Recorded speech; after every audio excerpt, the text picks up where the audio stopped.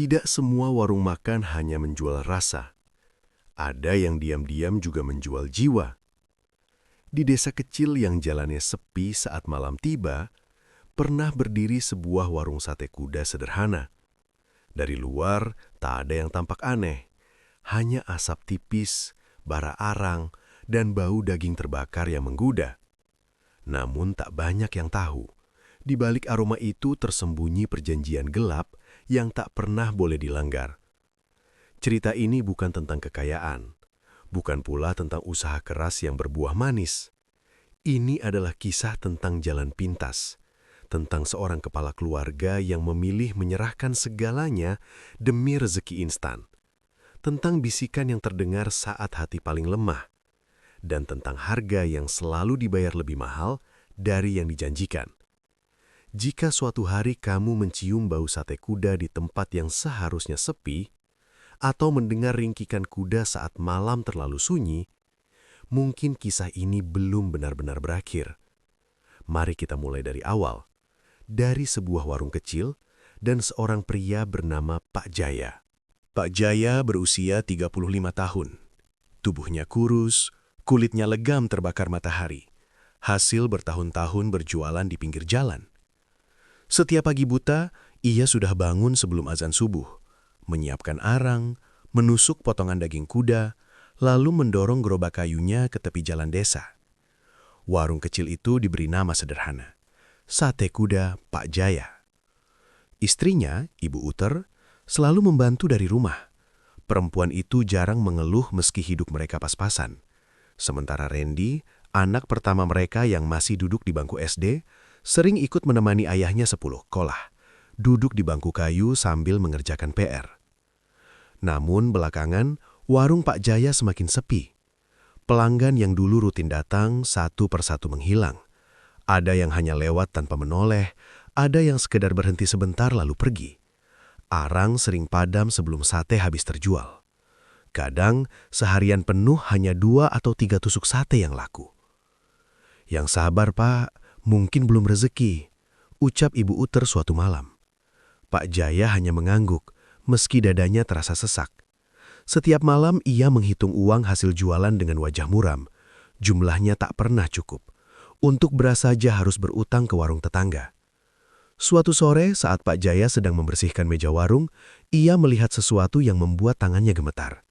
Di seberang jalan berdiri warung sate baru. Spanduknya besar, bersih dan mencolok. Sate Kuda Mundakir, dijamin empuk dan gurih. Warung itu langsung ramai sejak hari pertama. Asap pembakaran membubung tebal. Tawa pelanggan terdengar nyaring. Sementara warung Pak Jaya tetap sunyi, seperti tak terlihat.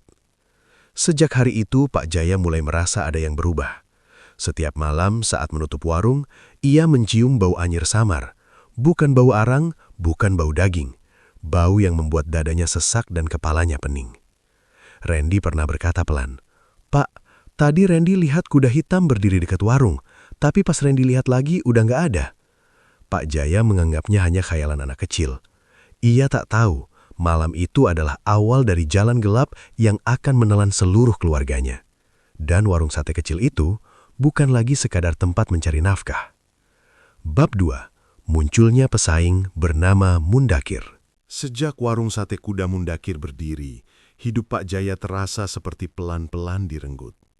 Setiap sore, saat ia mendorong gerobaknya ke tempat biasa, pemandangan yang sama selalu menyambutnya. Puluhan motor terparkir di depan warung Mundakir, asap sate mengepul tebal, suara tawa dan obrolan pelanggan bersahut-sahutan.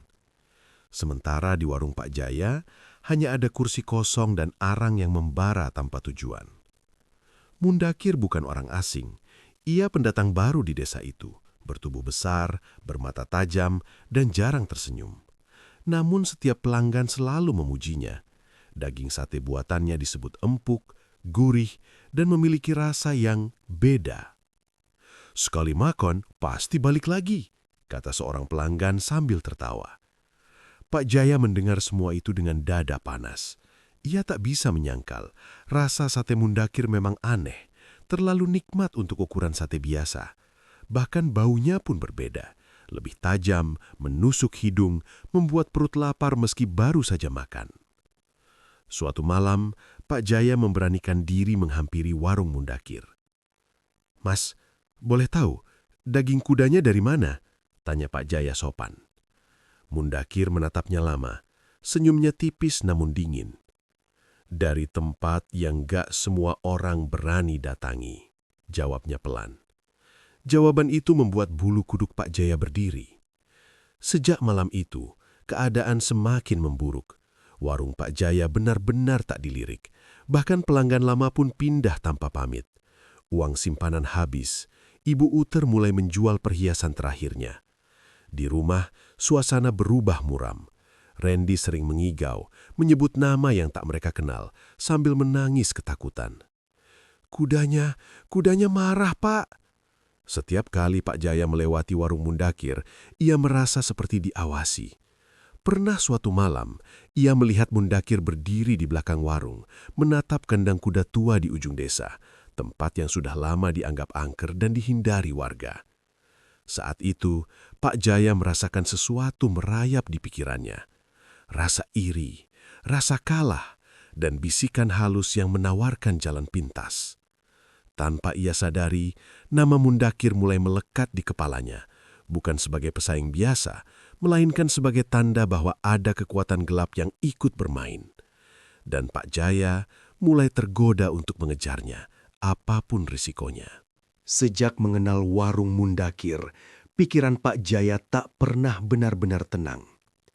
Siang malam, wajah warung itu terus terbayang, ramai, penuh uang, sementara miliknya perlahan mati.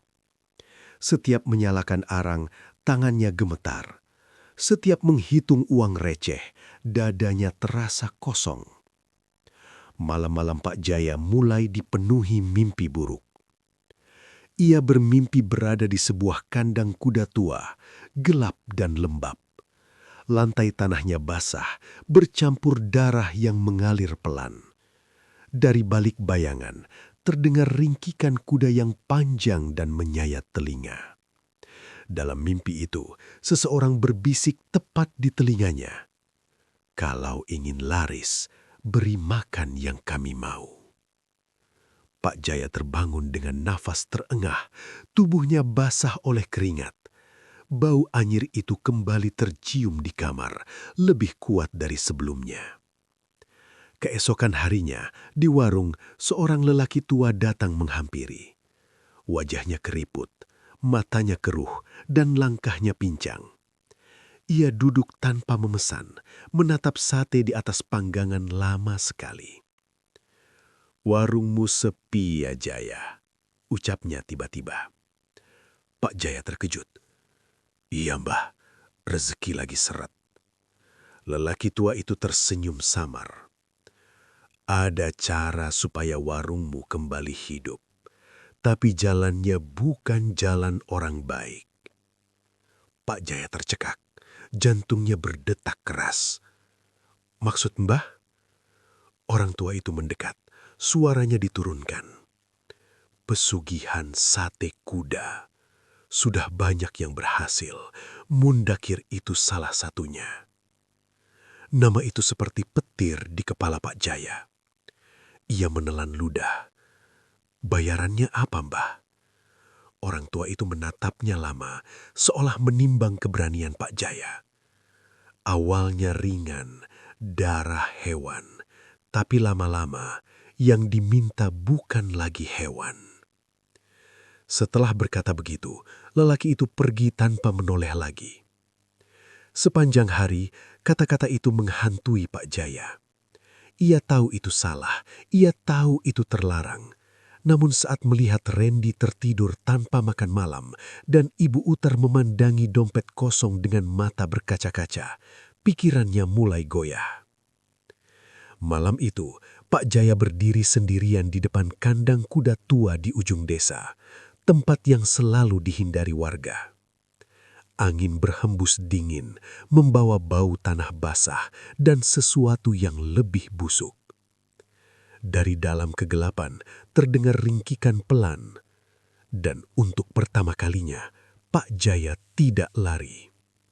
Ia melangkah masuk, mengikuti bisikan jalan pintas yang akan mengubah hidupnya dan menghancurkan segalanya.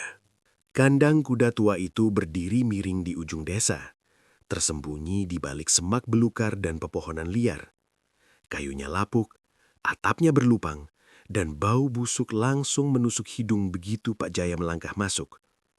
Bau kotoran lama, tanah lembab, dan sesuatu yang amis, seperti darah yang sudah lama mengering. Angin malam berhenti berembus. Suasana mendadak sunyi, terlalu sunyi, seolah dunia di luar kandang tak lagi ada. Pak Jaya menelan ludah, tangannya gemetar saat menyalakan senter kecil. Cahaya redup itu menyorot lantai tanah yang penuh bekas tapak kaki kuda, meski sudah bertahun-tahun kandang itu tak pernah digunakan. Di tengah kandang, tergambar lingkaran aneh dari abu dan arang, masih jelas seperti baru dibuat. Jaya. Suara itu terdengar serak, berat, dan bukan berasal dari satu arah. Pak Jaya mematung. Siapa? Dari sudut kandang, perlahan muncul bayangan besar. Bentuk yang menyerupai kuda, namun kakinya terlalu banyak, lehernya terlalu panjang, dan matanya merah menyala seperti bara. Nafasnya berat, setiap hembusannya membawa bau bangkai. Engkau datang untuk berdagang. Ucap makhluk itu, suaranya bercampur ingkikan. Pak Jaya berlutut tanpa sadar. Saya cuma ingin warung saya laku. Anak istri saya makan. Makhluk itu mendekat. Tanah bergetar setiap langkahnya. Kami akan buat satemu paling dicari, paling dirindukan. Mereka akan ketagihan. Pak Jaya mengangguk cepat. Air mata menetes tanpa ia sadari. Apa yang harus saya lakukan? Bayangan itu menunduk. Wajahnya kini tepat di depan Pak Jaya. Beri kami persembahan. Darah kuda pertama di tempat ini. Setelah itu, sate yang kau jual bukan lagi milikmu sepenuhnya. Tanpa banyak berpikir, Pak Jaya mengeluarkan pisau dari balik bajunya. Seekor kuda kurus yang entah sejak kapan terikat di sudut kandang meronta pelan, seolah tahu nasibnya. Teriakan kuda itu memecah malam saat pisau menembus lehernya. Darah mengalir membasahi tanah, membentuk pola aneh yang bergerak sendiri. Makhluk itu tertawa panjang, ringkih namun mengerikan. Perjanjian dimulai, Jaya. Saat Pak Jaya keluar dari kandang, langit mendadak cerah. Angin kembali berembus. Namun di dadanya ada rasa berat yang tak bisa dijelaskan. Di rumah malam itu, Ibu Uter terbangun karena mencium bau sate yang kuat, padahal Pak Jaya belum berjualan. Randy menggigil dalam tidurnya, berbisik pelan. Kudanya ikut pulang, Pak. Keesokan harinya, sesuatu yang tak pernah terjadi sebelumnya terjadi. Sebelum arang di warung Pak Jaya benar-benar membara, satu persatu orang mulai berdatangan. Motor berhenti, mobil parkir, bahkan ada yang rela menunggu sambil berdiri. Semua bertanya hal yang sama. Mas, sate kudanya sudah siap. Pak Jaya tertegun. Tangannya gemetar saat membolak-balik sate di atas bara. Bau daging yang terbakar hari itu berbeda, lebih tajam, lebih menggoda, membuat perut siapapun langsung terasa lapar. Belum genap 1 jam, seluruh sate habis terjual. Hari demi hari, keadaan itu terus berulang. Warung Pak Jaya tak pernah sepi. Uang menumpuk di laci. Untuk pertama kalinya, Pak Jaya membawa pulang uang kertas tebal, bukan lagi recehan. Ibu Uter sampai menangis melihat meja makan mereka penuh lauk. Alhamdulillah, Pak, akhirnya kita bisa bernafas, ucapnya.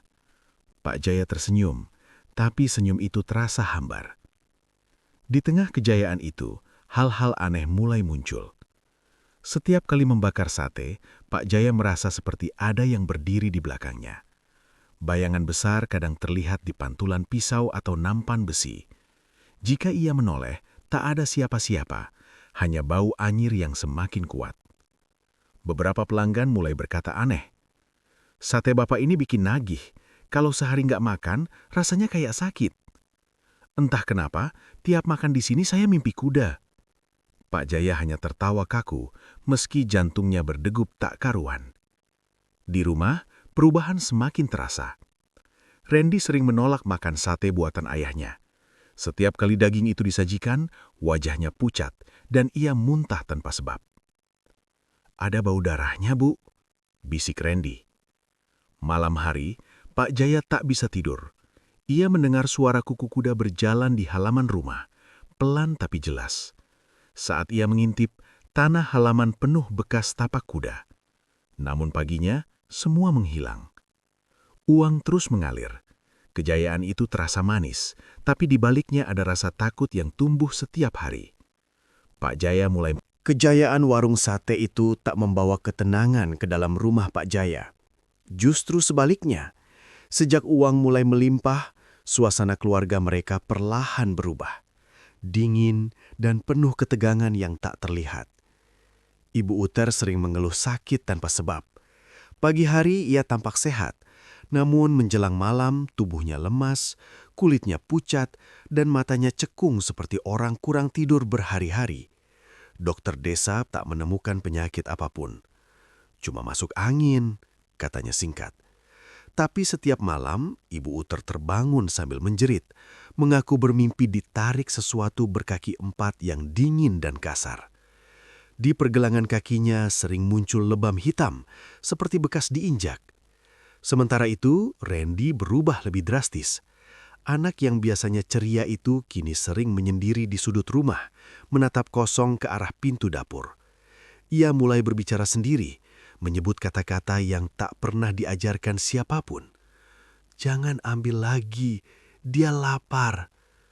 Suatu sore, Pak Jaya memergoki Randy berdiri di depan panggangan sate, menatap bara api dengan wajah kosong. Di tangannya, ia memegang tusuk sate yang ujungnya meneteskan cairan merah, padahal belum ada daging di atasnya. "Randy!" teriak Pak Jaya. Anak itu menoleh perlahan. Matanya merah dan basah. "Pak, kudanya nunggu. Katanya kita kurang ngasih makan." Pak Jaya terduduk lemas. Dadanya terasa sesak seperti diinjak benda berat. Sejak itu, bau anyir darah makin sering tercium di rumah, terutama dari dapur dan kamar Randy. Piring kadang ditemukan penuh goresan seperti bekas gigi besar. Daging mentah di kulkas cepat membusuk, berubah warna kehitaman meski baru dibeli. Pak Jaya mulai menyadari satu hal mengerikan. Pesugihan itu tak hanya memberi, tapi juga mulai mengambil. Ia mencoba berhenti. Sejak warung Pak Jaya selalu ramai, wajah Mundakir berubah. Senyumnya yang dulu dingin kini menghilang, digantikan tatapan tajam penuh curiga. Pelanggannya mulai berkurang. Beberapa orang yang biasanya setia padanya kini berpindah tanpa alasan jelas. "Rasanya beda sekarang, sate Pak Jaya lebih nagih," kata salah satu pelanggan. Mundakir mengepalkan tangan. Ia tahu betul, rasa itu bukan berasal dari bumbu biasa. Suatu malam, Mundakir mendatangi warung Pak Jaya. Ia berdiri di depan panggangan, menatap bara api yang menyala tak wajar, merahnya seperti darah segar. "Kamu pakai apa, Jaya?" tanyanya datar. Pak Jaya terdiam, keringat dingin mengalir di pelipisnya. "Cuma usaha, Mas, rezeki masing-masing." Mundakir tertawa pendek, tapi tak ada tawa di matanya. "Jangan bohong, aku tahu bau ini." Sejak malam itu, Mundakir mulai menguntit. Ia mengikuti Pak Jaya dari jauh, memperhatikan jam tutup warung, bahkan memperhatikan gerak-gerik keluarganya. Hingga suatu malam Jumat, saat bulan tertutup awan, Mundakir melihat Pak Jaya berjalan sendirian menuju kandang kuda tua. Rasa penasaran mengalahkan rasa takut. Ia mengikutinya, bersembunyi di balik semak. Dari celah kayu kandang, ia melihat sesuatu yang membuat darahnya membeku. Bayangan besar menyerupai kuda berdiri di tengah lingkaran hitam. Matanya merah menyala, dan dari mulutnya menetes cairan gelap. Kurang darah. Mundakir mundur panik, ranting kering patah di bawah kakinya. Sekejap kemudian, angin berhenti, bau busuk menyergap. Dari kegelapan, terdengar ringkikan panjang yang memekakkan telinga. Sesuatu berlari ke arahnya, cepat, berat, dan marah. Keesokan paginya, warga desa menemukan Mundakir tewas mengenaskan di dekat kandang tua. Tubuhnya remuk, tulang-tulangnya patah tak beraturan, seperti diinjak berkali-kali oleh kuda raksasa. Wajahnya membeku dalam ekspresi teror. Sejak kematian Mundakir, warung Pak Jaya semakin ramai. Namun Pak Jaya justru merasa semakin takut, karena malam itu, dalam tidurnya, ia mendengar suara yang sama, lebih dekat, lebih lapar. Satu sudah, sekarang giliranmu membayar lebih mahal. Dan Pak Jaya tahu, amarah itu belum selesai. Sejak kematian Mundakir, ketenangan benar-benar lenyap dari hidup Pak Jaya. Warungnya memang semakin ramai, uang tak lagi terhitung, namun setiap lembar terasa dingin di tangannya, seolah bernoda darah. Malam-malam menjadi lebih panjang dan mengerikan. Suara ringkikan kuda kini terdengar jelas di dalam rumah, bukan lagi di halaman. Lantai kayu bergetar seperti diinjak sesuatu yang sangat berat. Pak Jaya sering terbangun dan mendapati bekas tapak kaki kuda tercetak di tanah dapur, basah dan berbau anyir. Suatu malam Jumat, Pak Jaya terbangun dan mendapati Ibu Uter berdiri di dapur, membelakangi dirinya. Rambutnya terurai, tubuhnya kaku. "Bu," panggil Pak Jaya pelan. Ibu Uter menoleh perlahan. Matanya kosong, hitam seluruhnya. Dari mulutnya keluar suara bukan suaranya sendiri. Bayaran terakhir sudah dekat. Sekejap kemudian, angin dingin menerjang rumah. Dari arah kandang tua, terdengar ringkikan panjang yang membuat kaca jendela bergetar. Sesuatu menembus dinding gelap, bayangan kuda raksasa dengan kaki tak wajar dan leher menjulur panjang. Ibu Uter menjerit, tubuhnya terangkat, terseret ke arah dapur, lalu menghilang ke dalam bayangan. Yang tersisa hanya bercak darah dan bau busuk yang menusuk hidung. Pak Jaya berteriak histeris, namun teriakannya tenggelam dalam ringkikan makhluk itu. Belum sempat ia sadar dari teror itu, Randy menghilang. Pagi harinya, Pak Jaya menemukan kamar anaknya kosong. Di lantai, ada tusuk sate patah dan jejak kaki kuda kecil yang berakhir tepat di depan pintu rumah. Dari balik pintu terdengar bisikan pelan, suara anaknya sendiri. "Pak, aku dingin." Pak Jaya berlari keluar, mengikuti suara itu sampai ke kandang tua. Di sana ia melihat sesuatu yang membuat jiwanya hancur. Randy berdiri di tengah lingkaran ritual, tubuhnya pucat, matanya kosong, seolah bukan lagi anak manusia. Makhluk pesugihan muncul perlahan, tubuhnya kini lebih besar dari sebelumnya. "Kau sudah menikmati hasilnya. Sekarang kami ambil yang paling berharga." Pak Jaya berlutut, menangis, memohon ampun. "Ambil aku, jangan anakku." Makhluk itu tertawa, suara ringkikannya memekakkan telinga. "Semua milikmu adalah milik kami." Bayangan gelap menyelimuti Randy. Dalam sekejap, tubuh anak itu lenyap menyatu dengan kegelapan. Pak Jaya berteriak, suaranya pecah bersama jiwanya. Saat fajar menyingsing, Pak Jaya berjalan pulang dengan langkah gontai. Rumahnya kosong, sunyi, dinginnya tak tertahankan. Ia tahu harga terakhir telah dibayar, dan kini hanya tinggal dirinya menunggu giliran terakhir. Pagi itu, warga desa dikejutkan oleh bau menyengat yang berasal dari warung sate kuda di pinggir jalan. Bau arang bercampur darah menusuk hingga membuat orang mual. Warung yang biasanya ramai itu tampak terbuka. namun tak ada satupun pelanggan. Pak Jaya ditemukan tergantung di tiang warungnya sendiri. Tubuhnya kaku, wajahnya membiru, dan di sekujur badannya terdapat bekas tapak kaki kuda yang tercetak jelas, seolah ia diinjak sebelum nyawanya diambil.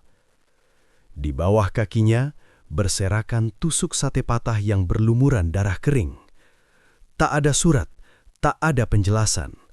Namun, yang membuat warga merinding, lantai warung dipenuhi jejak kaki kuda yang mengarah ke panggangan, lalu menghilang begitu saja. Sejak hari itu, warung Pak Jaya ditutup dan ditinggalkan. Spanduknya dibiarkan robek tertiup angin. Tak ada yang berani mendekat, apalagi membuka kembali warung tersebut. Namun teror tak berhenti. Setiap malam Jumat Kliwon, warga sekitar mencium bau sate kuda yang sangat kuat meski tak ada api yang menyala. Asap tipis terlihat mengepul dari panggangan yang seharusnya dingin. Dari kejauhan terdengar ringkikan kuda panjang, diikuti suara bara api menyala sendiri.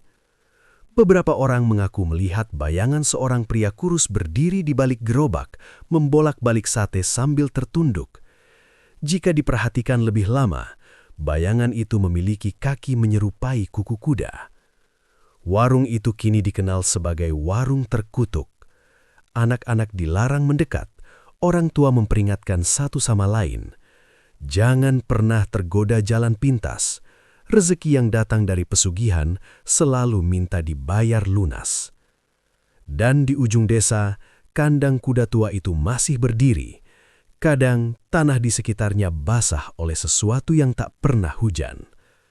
Menunggu orang berikutnya yang berani menjual segalanya demi kekayaan semu.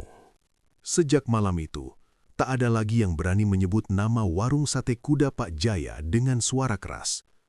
Bangunannya kini lapuk, ditelan rumput liar dan debu, seolah ingin dilupakan oleh waktu.